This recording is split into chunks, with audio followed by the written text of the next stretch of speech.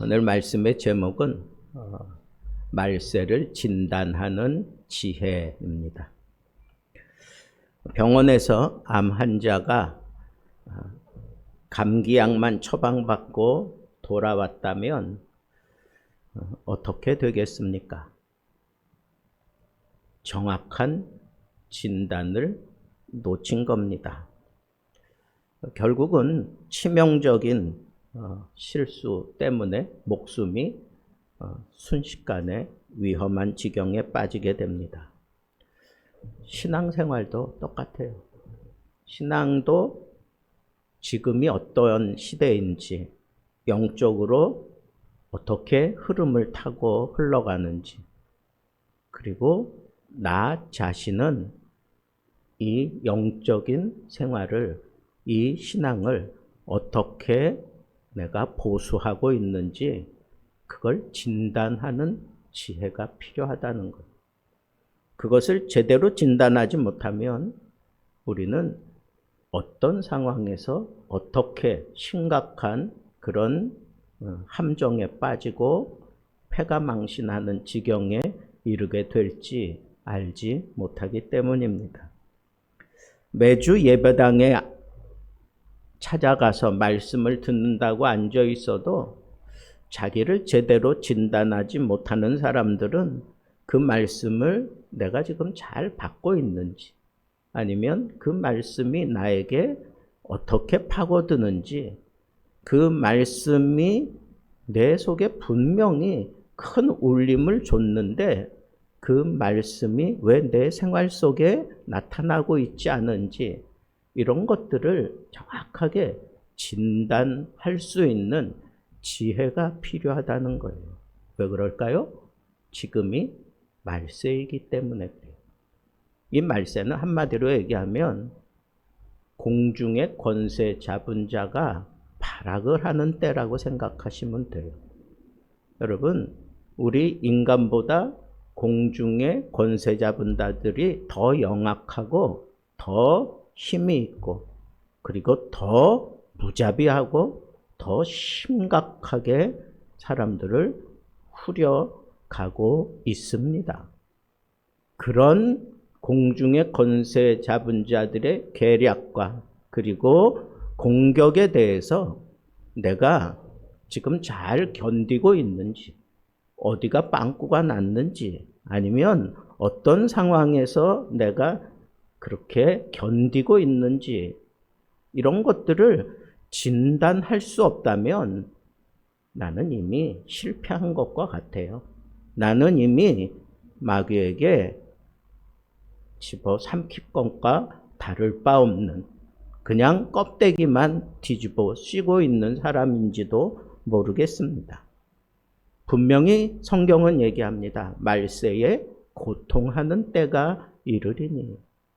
이 편지가 이미 2000년 전에 사도 바울을 통해서 외쳐진 말씀이지만 그 2000년이 지나고 난 이후는 더욱 말세 지말 아니겠어요? 말세 가운데에서도 끄트머리에 있는 그 시대를 우리가 살아가고 있기 때문에 마귀가 자기 때가 얼마 남지 않은 줄 알고 아주 발악을 해요.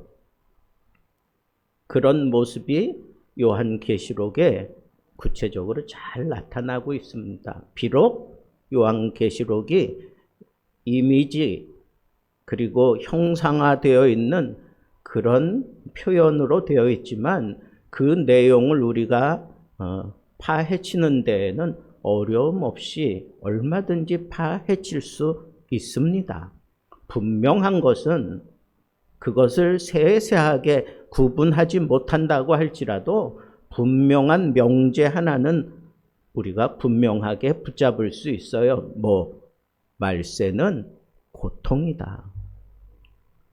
믿는 사람에게 이 말세는 고통하는 때다라고 하는 것은 이건 아주 갓난아이 신앙을 가진 사람도 충분히 이해할 수 있습니다. 자, 그러면 말세에 대해서 사도 바울은 어떻게 진단하고 있는지 구체적으로 하나하나 다 따져보기에는 너무 많아요. 그냥 뭉뚱거려서 몇 가지만 얘기를 해보려고 합니다. 무엇보다도 말세에 전염병 같은 병이 있는데 그게 바로 자기 사랑이에요. 자기 사랑. 자기를 사랑한다는 것. 오늘날처럼 이렇게 상담이 일반화된 시대가 역사 이래로 없는 것 같아요. 그 얘기는 뭐예요? 그 상담의 모든 그 주체적인 내용이 뭐겠어요? 자기라고 하는 울타리에서 벗어나서 객관적으로 자기를 보게 만들어주는 게 어쩌면 상담의 기술이에요. 그만큼 모든 사람들이 자기라고 하는 틀 속에 갇혀서 살아가면서 심각한 그런 병자들이 되었다고 해도 과언이 아닙니다. 이것이 이 말세의 모든 타락의 뿌리가 되는 거예요. 뭐가? 자기 사랑하는 거. 네? 자기 사랑. 우리는 흔히 에고이스트 그런 표현을 많이 하잖아요. 그냥 그 에고이스트, 슈퍼에고 뭐 이런 표현들 하는데 얼마나 그게 강력하게 자리 잡았으면 이런 표현을 하겠어요. 좀처럼 떨쳐내기 힘들다는 겁니다. 오늘 청년 세대를 보십시오. 다 이런 목적이 있어요. 대입, 입시, 그다음에 취직, 경쟁, 자기 개발, 그리고 스펙 쌓기. 여러분 이거 하나하나 다 따지고 들어가면 내가 얼마나 성공할까? 나를 성공케 하기 위한 그 디딤돌이 뭔가 뭐 이런 것들을 우리로 하여금 생각하게 만든다는 거예요. 얼마 전에 서울대 다니는 학생이 이런 표현을 해서 논란이 된 적도 있습니다. 저는 신앙도 스펙이라고 생각합니다. 이왕이면 신앙도 내 인생에 유리하게 쓰고 싶습니다. 이 얘기는 뭐예요? 신앙을 자기 스펙으로 생각한다는 거예요. 내가 이걸 곰곰이 생각해 봤어요.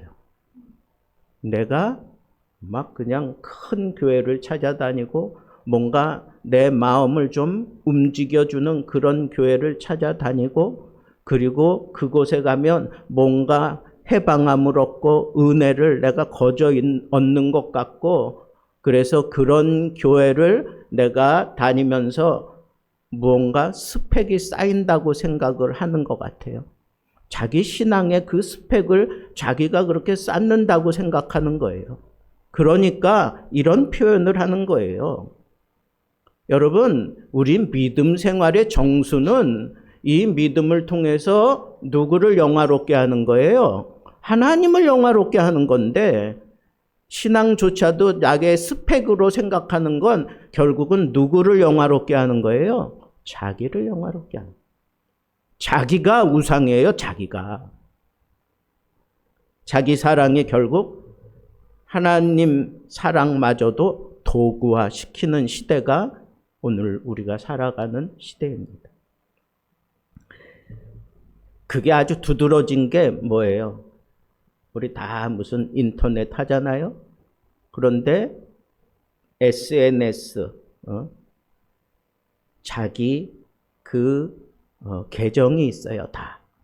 그래서 자기를 막 미화시켜서 올려놔. 자기 일상을 아주 그냥 뭐 다 아름답게 꾸며가지고 그렇게 다 올려놔요. 그리고는 사람들에게 보여주는 거야. 자기 일상을 보여주는 거예요. 뭐 브이로그나 무슨 뭐 이런 모든 것들이 다 자기 일상을 보여주는 거예요. 그래서 조회수가 막 올라가면 막 그냥 우쭐대고 난리가 납니다. 그리고 거기에 그냥 푹 파묻혀가지고 그것과 막 씨름을 해요. 그래서 댓글 좋은 거 얻으려고. 그리고 뭐 이런저런 댓글 올리면서 뭐 거기서 뭐 공방도 오고 가고 그러면서 결국은 거기서 무엇을 얻으려고 하는 거예요? 자기를 성취하고 싶어 하는 거예요. 미국 하버드대에서 연구했어요. 사람은 이 SNS에서 자기 이야기를 할 때 이 뇌에서 도파민이 막 터진대요. 도파민이 막 터지는 거예요. 그래서 자기 스스로 흥분하고 자기 스스로 만족을 얻는 거예요. 이 SNS 하면서 마치 마약처럼 흥분되는 거예요. 이게 다 말세의 두드러진 특징이에요. 자기 사랑. 이건 단순한 성격 문제가 아니라 실상은 영혼을 좀먹는 질병입니다. 지금 제가 이렇게 두루뭉실하게 얘기해도 여러분들 다 핸드폰 보면서 다 그런데 이렇게 빨려 들어가고 있잖아요. 오늘날에는 이 젊은이들하고 예배 드릴 때 그냥 자기 멋대로 예배 드리라고 놔두면 다 핸드폰 들고 그 안에서 뭔가 설교 들으면서도 목사님 말씀 잘 이해 안 가면 그 설교 안에서 뭘 챗PT를 찾고 GPT 이런 거 다 찾아가면서 목사님이 얘기하는 게 뭔가 그러면서 그걸로 풀이를 해서 이해하는 세상이에요. 여러분, 이게 다 자기 만족을 위해서 예배 드리는 거예요. 내가 이해해만 내가 뭔가 내 스스로 그걸 깨우치려고 하는 것도 하나님의 은혜가 우리에게 임하면 그냥 저절로 다 영적으로 이해되어지고 다 그걸 품어낼 수 있는데 그런 쪽에 의존하지 않고 자기가 뭔가 할 수 있는 건 다 자기가 해보려고 하는 거예요. 왜? 그게 말세의 증상이에요. 자기 사랑에 아주 첨단화된 시스템 속에 우리가 살아가고 있어요. 오늘날은 AI가 설교도 다 써내죠. 응? 그래서 신학교에서는 이게 지금 심각한 문제가 됐어요. 응? 과연 AI 설교? 그거 문제점이 뭔지 요즘엔 그거 연구하고 앉아 있어요. 여러분, 어떤 면에서는 부족한 사람들, 무능한 사람들, 표현력이 좀 부족한 사람들은 그런 AI가 만들어주는 그 설교에 의존하고 그 설교를 그냥 그대로 읽어 내려가요. 똑같은 본문에서 거의 같은 류의 그런 설교가 흘러나와요. 여러분, 지금 우리가 사는 세대는요, 별 희한한 일들이 다 일어나고 있는 시대예요. 이걸 우리가 정확하게 진단하지 못하면 우리의 영성은 완전히 다 사그라들고 말 거예요. 설교를 통해서 가장 중요한 게 뭔지 아세요? 사람들에게 얼마나 내가 잘 이해시키고 얼마나 다 지성적으로 잘 풀어내느냐, 이게 문제가 아니에요. 설교는 머리에다가 대고 하는 게 아니에요. 가슴에다 대고 하는 거지. 그거는 하나님의 영이 임해서 성령의 능력으로 말씀의 권세로 그 말씀이 증거될 때 그때 사람의 영혼을 흔들어 놓는 거예요. 말씀이 능력이 있고 말씀이 사람들 심령을 찔러 쪼개는 그런 놀라운 역사는 내 이 말 가지고 하는 게 아니에요. 내 지식 가지고 하는 게 아니라고. 성령의 능력으로 하늘의 권세로 전해질 때 그 말씀 앞에 사람들이 다 무너지는 거예요. 그런데 사람들은 착각하고 있어요. 근데 이런 일들이 이 말세의 증상인 것조차 모르고 사람들이 교회 생활을 한다는 거예요. 세 번째로 이 말세의 증상에 대해서 우리가 큰 줄기를 잡으면 돈을 사랑하고 쾌락을 사랑한다. 예전 제가 청년 시대만 해도 3S 시대라 그랬어요. 네? 스크린, 스포츠, 그 다음에 섹스. 지금은 뭐 OS, 6X 뭐 이런 식으로 더 많이 그게 이제 다양해졌는데 그게 다 무엇과 연관이 되어 있을까요?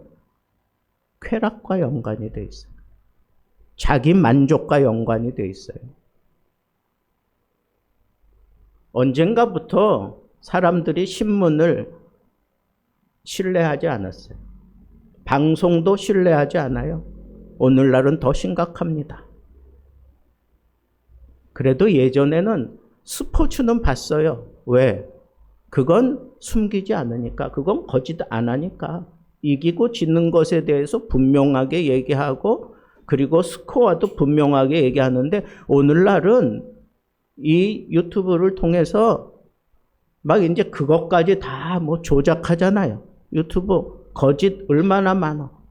나도 요즘 그런데 휘둘리면서 막 쫓아갔더니 그거 아니라고, 그거 잘못된 거라고. 그래서 넘서스럽게 제가 막 물러난 적도 있어요.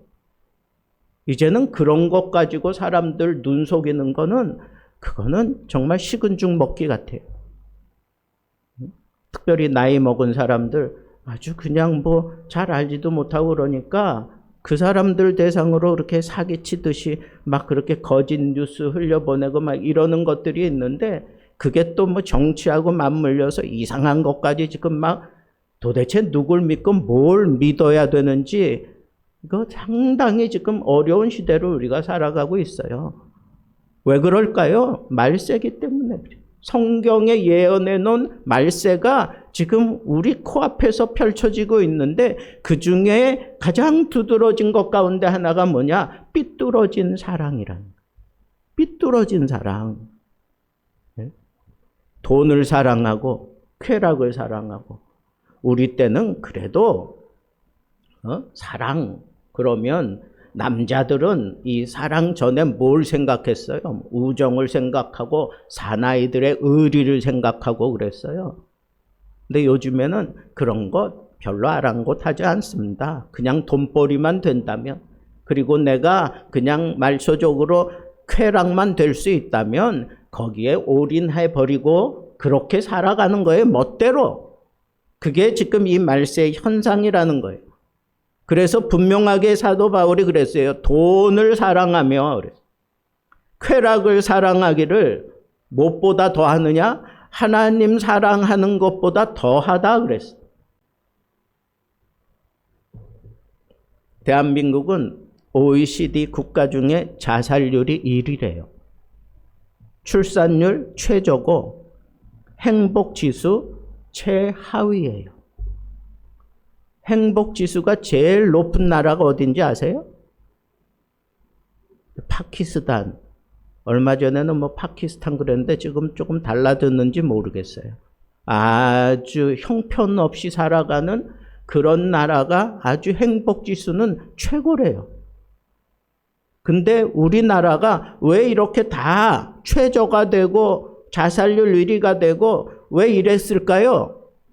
우리나라는 미국 대통령도 인정한 그런 교육의 최고의 나라다.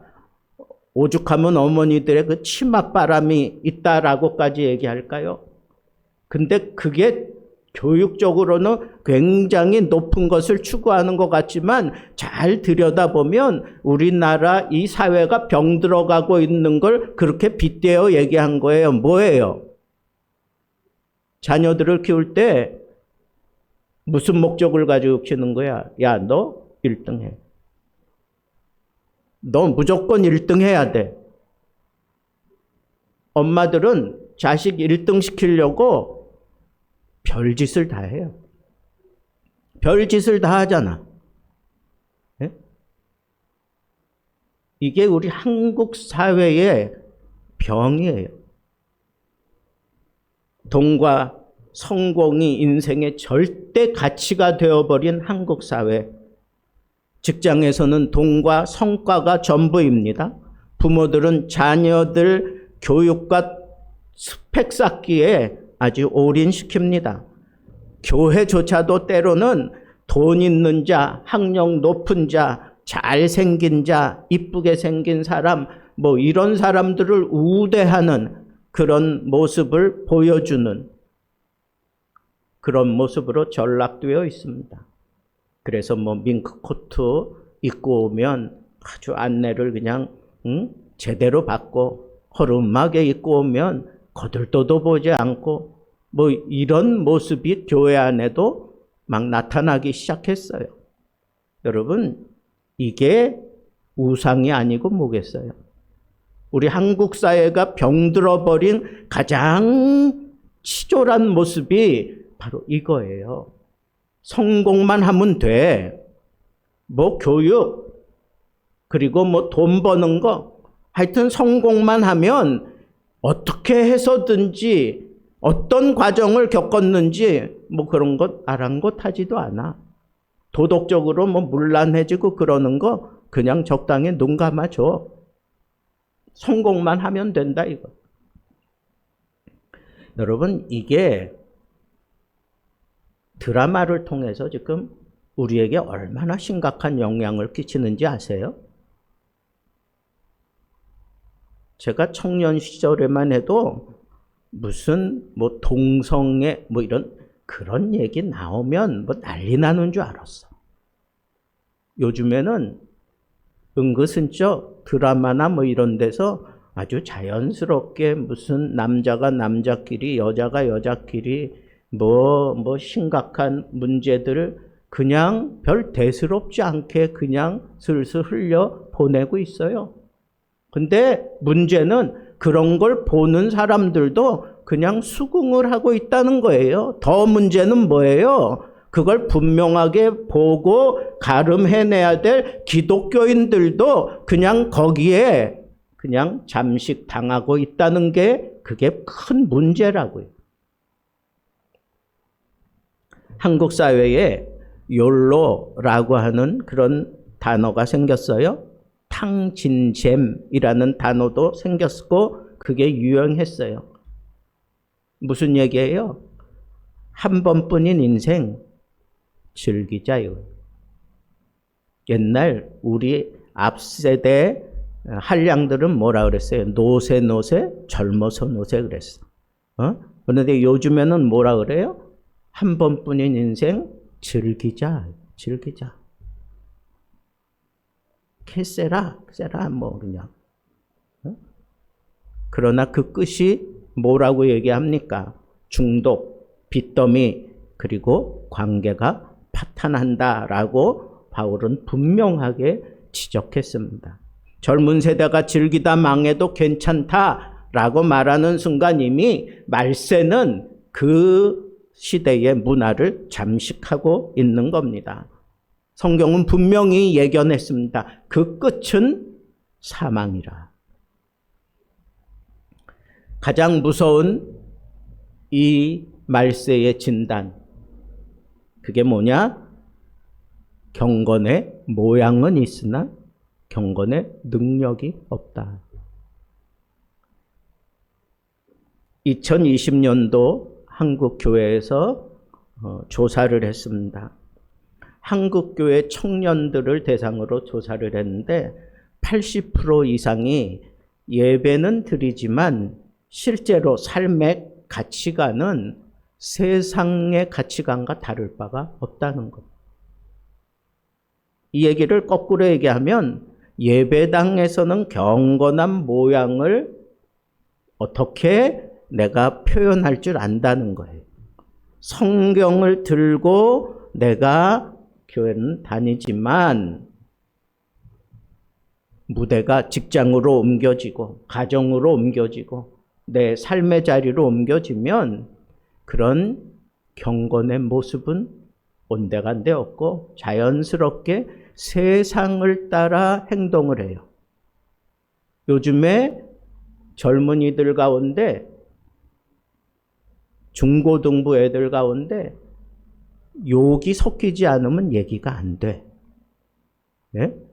듣기에도 민망한 그런 욕지거리들을 해가면서 대화를 이루어요. 한 번은 제가 지하철 탔는데 여학생들이 뭐 제자리자들 앉아가지고 거기서 막 얘기를 해요. 그냥 옆에 들려오니까 그냥 들렸어. 근데 내가 막 그냥 소스라치게 놀란 게 뭐냐 하면 이 여학생들이 뭐 한 중3이나 고1 정도 됐을 것 같아요. 근데 그 여학생들 그 어느 누구도 욕을 빼고 얘기하는 애가 없어. 그냥 욕이 자연스럽게 그냥 대화를 통해서 흘러나오는 거예요.